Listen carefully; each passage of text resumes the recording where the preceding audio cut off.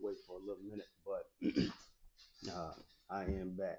So today I just want to touch on, just give an update of kind of what I've been doing, uh, where I've been at. Um, so from the last video, I know I was talking about some forex plays, giving an update on probably gold and some different things. Um, so I'm gonna just go pretty much just do it like a top down, and then we'll just go from there. I know it's a lot of stuff going on right here, but if you can just follow along. So if you can see, I did lose out on four of these plays right here, trying to take, not getting out early enough, and then trying to time a breakout, trying to get in before a breakout happened. This is gold, and so I wound up losing out on these four plays. And then when the market came down to this area, I tried to uh, do it pretty much do it again. But uh, then I went back, did some more analysis, and realized, okay, well, here's 10%. These red lines, right? This red dotted one is 10%, and this second red dotted horizontal line is 11%. And so we see that the market also tapped into this. Um, this is a one of them is a key area, the shaded box here, and then the second shaded box, the larger one, is a daily demand. So the market has reacted to this daily demand. So I went in and got another position, which is represented by this, price tool right here. So I went in and so I'm currently in gold right now. So my the reason why is because gold has it has reached a daily order block. It has reached 11%. And if we go back here, this is one of the reasons why I got into it, or the basis for my analysis. The market reached a this level right here is around 10.8%. From this high up here where this red line is to down here is about 10.8%. And and so I'm like, okay, well, the market reached down there. Maybe it wants to, reverse as well. So there's nothing wrong with trying it. If I lose out on it, it's fine. What I stand again, I'm risking. It's not much. I'm risking like $60 here because I kind of want to just see if the market is ready.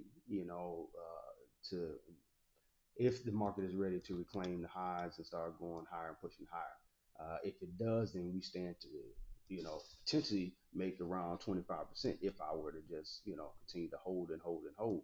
So we'll see what happens. So let's see. So that's with gold. As we can see that most of these have, like, this is the Nas 100.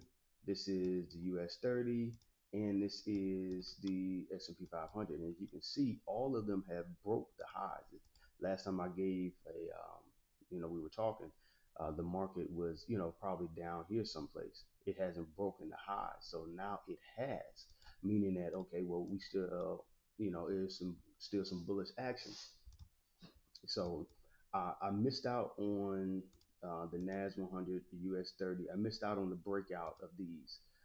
Even S&P 500, I missed out because I withdrew my money to in preparation for the market to.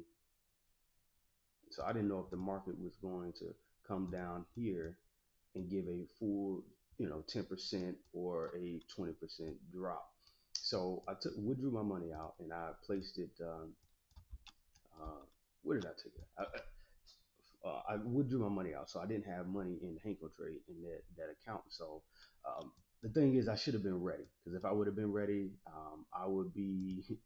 You can see, if I would have been ready, I could have got in at the breakout here, probably around this candle, and I would have been up probably a 1 to 2, right now.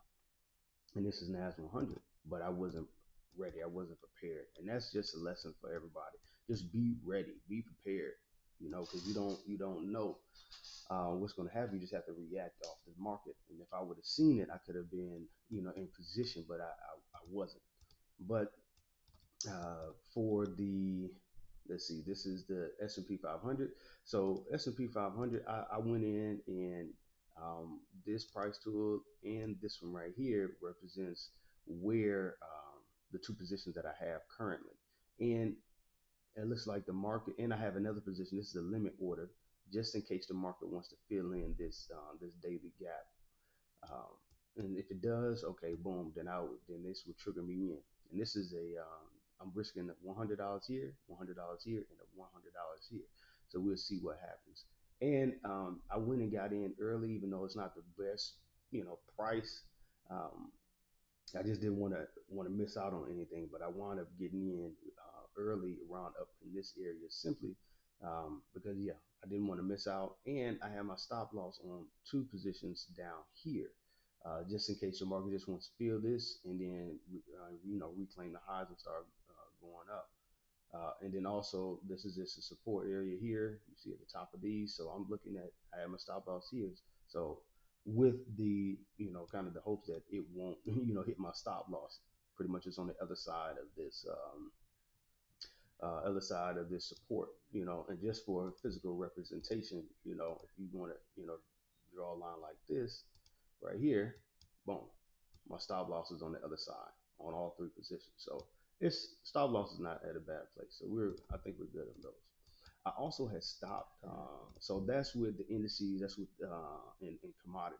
So I had stopped trading forex for a little while. So that $400 that I had in my account, I wound up taking it out, and yeah, I wound up taking it out, and I think I put it in a Hanko trade, or I might have just taken it out and put it in my account or whatnot. Um, the reason why is because I was like, well, I'm gonna just start focusing on. I'm gonna just start focusing on uh, the indices. I'm gonna focus on commodities because that's where I made most of my money, um, and let me just focus on those. But then I was thinking, I was like, well, the methodology, the way that I trade are two different styles. One set, for I'm just working off of just bullish plays on the indices and gold, but there's still room to do. Uh, I just didn't want to lose my skill as far as reading the market properly, as far as taking buys, taking sales, taking longs, taking shorts, because on the indices in gold, I'm just focused on bullish action. That's it. But what about the shorts? And what about reading market structure properly and whatnot? I just didn't want to lose out on that. And then also, since I make most of my trades off of the daily, I am going, I'm looking at the weekly. I'm doing a full top down analysis, and mainly, I might take the trade based off of daily, price action and whatnot.